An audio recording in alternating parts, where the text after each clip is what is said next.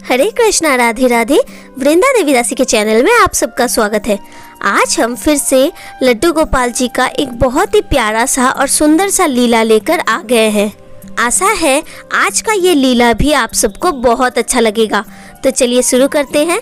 लेकिन लीला सुनने से पहले हमारे चैनल को सब्सक्राइब ज़रूर कर दीजिए, बेल आइकन को भी प्रेस कर दीजिए हर रोज़ ठाकुर जी का ऐसा ही प्यारा प्यारा लीला कथा सुनने के लिए।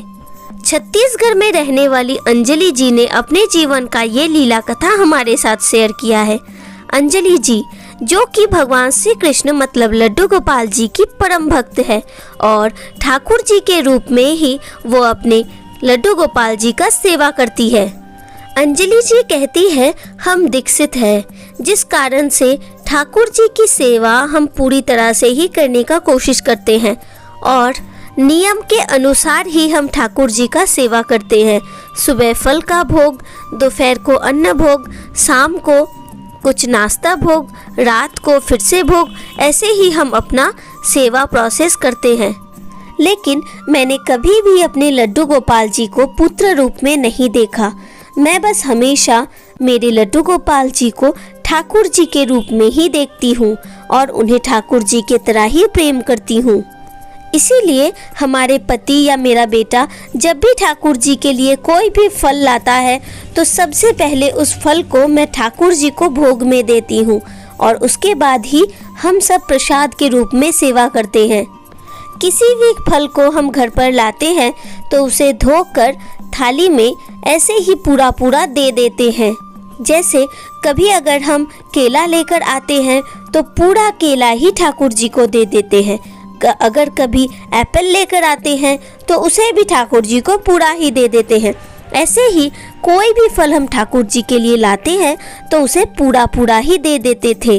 लेकिन हमारा ये कार्य ठाकुर जी को अच्छा नहीं लगता था, ये हमें पता ही नहीं चलता अगर ठाकुर जी हमारे साथ ये लीला ना करते।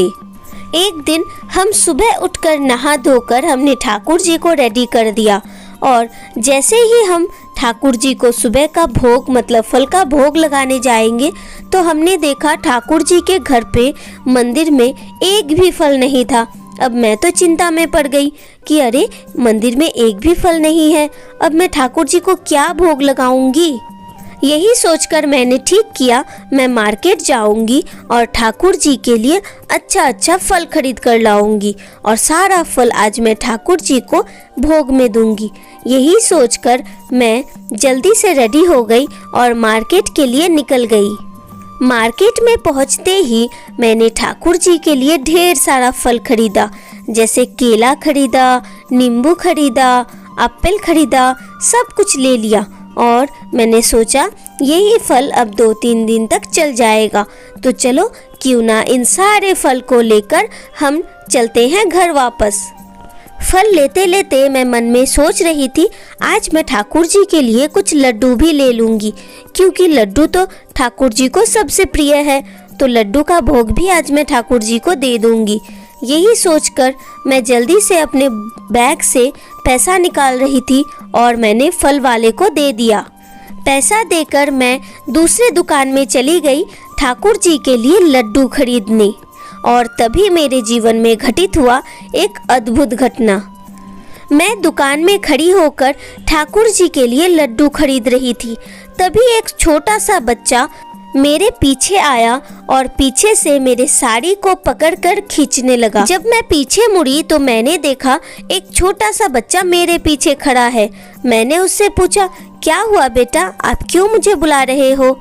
तब उसने कहा, मुझे कुछ दे दो ना, आज सुबह से मैंने कुछ भी नहीं खाया, मुझे बहुत जोर से भूख लगा है, कुछ अगर है तुम्हारे पास तो मुझे दे दो ना।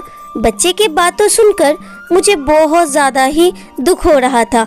मैंने सोचा, अरे इतना छोटा सा बच्चा है और सुबह से कुछ भी नहीं खाया। यही सोचकर मैंने उसके हाथों में 2 लड्डू थमा दिया। वो बच्चा दुकान के सीढ़ी में बैठकर लड्डू खाने लगा। मुझे देखकर बड़ा ही अच्छा लग रहा था। चलो सुबह से कुछ नहीं खाया, लड्डू खाकर इसका थोड़ा सा पेट तो ज़रूर भर जाएगा। यही सोचकर मैंने उस दुकानदार को अपना पैसा दिया और मैं चल पड़ी घर की तरफ। मैं घर जा ही रही थी, लेकिन रास्ते में फिर से किसी ने मुझे रोक लिया और मेरे साड़ी को पकड़कर खींचने लगा। मैं पीछे मुड़ी तो मैंने देखा वही बच्चा फिर से मुझे बुला रहा है। मैंने कहा, क्या हुआ बेटा, आपको और भी कुछ खाना है क्या? आपका पेट नहीं भरा? तो उस बच्चे ने अपने सिर को हिलाया और कहा, नहीं नहीं, मुझे और भी कुछ खाना है। क्या तुम्हारे पास और कुछ है? मुझे तो बहुत ज़ोर की भूख लगी है। अगर तुम्हारे पास और भी कुछ खाने के लिए है तो प्लीज़ मुझे दे दो ना, मुझे बहुत जोर का भूख लगा है। जब मैंने उसके मुंह से ये सुना तो मुझे और भी ज़्यादा दुख हो रहा था। मैंने सोचा, इतना सा बच्चा है, कितना भूख लगा होगा, इसकी मम्मी क्या इसे नहीं देखती है? देखो तो कितना प्यारा बच्चा है। यही सोचकर मैंने अपने थैले में हाथ डाला और हाथ डालते ही मुझे ऐसा लगा, अरे मैंने तो ये अपने लड्डू के लिए लिया था, अब लड्डू को ना देकर सबसे पहले मैं इसे ही दे दूं। यही सोचकर मेरे मन में एक हिचकिचाहट सा हो रहा था। फिर मुझे लगा, नहीं नहीं, अगर मैं इस बच्चे को नहीं खिलाऊंगी तो मेरा लड्डू, मेरा ठाकुर जी ही नाराज़ हो जाएंगे। इससे अच्छा है कि मैं इसे ही पहले खिला देती हूँ, उसके बाद मैं ठाकुर जी को भोग लगा दूंगी। यही सोचकर मैंने अपने थैले से एक एप्पल और एक केला निकालकर उसके हाथों में दे दिया। तभी उसने मुझे जो बात कहा उससे ही मेरा पूरा जीवन ही बदल गया। तब उसने मुझे बताया, अच्छा एक बात बताओ, क्या तुम केला और केला का छिलका दोनों ही खाती हो? तब मैंने उस बच्चे से कहा, नहीं नहीं, मैं क्यों केले का छिलका खाऊंगी, मैं तो बस केला ही खाती हूँ, तुम भी अपना केला छिलकर ही खाओ। तब मुझे उस बच्चे ने कहा, अच्छा खुद छिलकर खाती हो और मुझको छिलका समेत देती हो? ये तो बड़ा ही अन्याय है, किसी को भी छिलका के साथ खाना नहीं देना चाहिए। तुम क्यों मुझे केला छिलकर नहीं देती हो, हमेशा बस छिलका समेत ही केला दे देती हो? यही कहकर वो लड़का केला और एप्पल को लेकर कहीं भाग गया। उस बच्चे के जाते ही मैं भी सोचने लगी, अरे बच्चा कितना अजीब सा बात कर रहा है, देखो तो कितना छोटा सा बच्चा है, लेकिन ये सब क्या कह रहा है? क्या अब मैं उसे छिलकर कैसे दूं? अभी मेरे पास छिलने के लिए सामग्री थोड़ी ना है जो मैं उसे छिलकर दूंगी। अजीब बच्चा है। यही सोचकर मैं घर वापस आ गई और घर पे आते ही मैंने अपना हाथ मुंह धोया, ड्रेस चेंज किया और ठाकुर जी को भोग लगाने के लिए मंदिर में चली गई। और तभी मेरे जीवन में घटित हुआ एक अद्भुत लीला। जैसे ही मैं ठाकुर जी को भोग लगाने के लिए एप्पल और केला को धोकर लाई और ठाकुर जी के सामने पूरा ही रख दिया, तभी मुझे ठाकुर जी की सारी बातें समझ में आई। मुझे याद आ गया, उस छोटे से बच्चे ने मुझसे यही कहा था, क्यों तुम मुझे हमेशा छिलका समेत खाना देती हो, छिलकर क्यों नहीं देती हो? एक पल के लिए मुझे ऐसा लगा जैसे वो बच्चा और कोई नहीं, हमारे ठाकुर जी ही थे और उन्होंने ही शायद मुझसे ये कहा कि तुम मुझे खाना छिलकर क्यों नहीं देती हो। सच्ची तो कभी तो हम छिलका समेत खाना नहीं खाते, तो क्यों हम ठाकुर जी को छिलका समेत भोग लगाएंगे? यही सोचकर उस दिन से मैंने अपना सारा नियम ही बदल दिया और ठाकुर जी को मैं हर रोज़ अब छिलका छिलकर ही देती थी। और इस घटना के बाद मैंने कभी भी ठाकुर जी को छिलका समेत भोग नहीं दिया, क्योंकि मुझे विश्वास है वो बच्चा और कोई नहीं, हमारे ठाकुर जी ही थे, जिन्होंने बाल रूप में हमें दर्शन दिया। अब आप बताइए, ठाकुर जी का ये प्यारा सा लीला आप सबको कैसा लगा?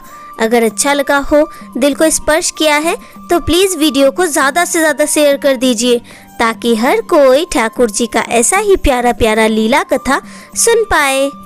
और अगर आपके जीवन में भी घटित है लड्डू गोपाल जी का कुछ ऐसा लीला जो आप हमारे साथ शेयर करना चाहते हैं, तो प्लीज़ हमें कमेंट में ज़रूर बताइएगा। हम अपना व्हाट्सएप नंबर आपको दे देंगे और अगर आप हमारे चैनल में नए हैं तो प्लीज़ हमारे चैनल को सब्सक्राइब कर लीजिए, बेल आइकन को भी प्रेस कर लीजिए हर रोज़ ठाकुर जी का ऐसा ही प्यारा प्यारा लीला कथा सुनने के लिए। मिलते हैं नेक्स्ट वीडियो में। ऐसे ही अपने गोपू के साथ, अपने फैमिली के साथ हमेशा हंसते रहे, बहुत बहुत बहुत खुश रहे। Hare Krishna, Radhe Radhe. Thank you for watching.